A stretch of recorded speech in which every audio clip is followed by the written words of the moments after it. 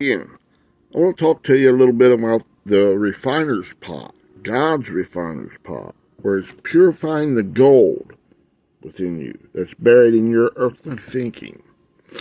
Just like out here in the natural, where is the gold most generally? Buried down in the mines, down in the earth, right?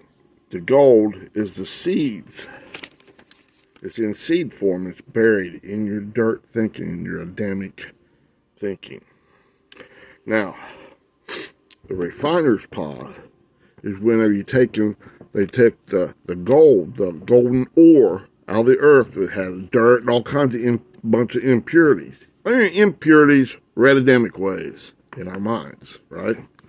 In that golden ore, right?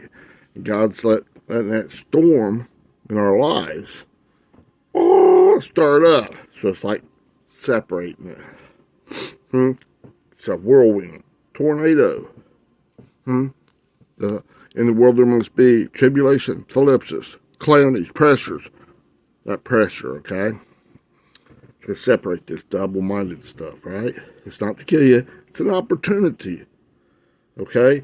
So that when you lay this stuff down, he'll skim this stuff. As this stuff floats, this impurity at different temperatures, it floats to the top of that refiner's pot.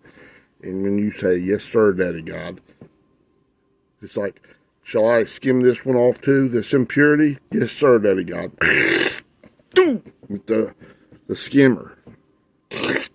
And a little bit by little bit, that gold is becoming more pure, more righteous. God's loving righteousness. More purified into God's way of thinking. And this old thing is growing dim in the light of God, see. That's God's illuminating you because you're agreeing with Him in the storms instead of agreeing with your own good and evil stuff. The refiner's pot. God's consuming this old thinking and refining this. He's skimming this crap off as its impurities are coming to the top. But that refiner's pot where they're purifying the golden ore, double-mindedness, it's got a little bit of gold down in it with all kinds of dirt and impurities, right? As this scum, this dross, is floating to the top.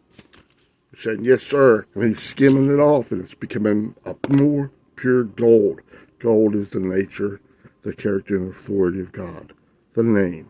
That's shame in the Old Testament and honor in the New Testament. It's God's nature, character, authority. And it's always got gratitude with it. Amen.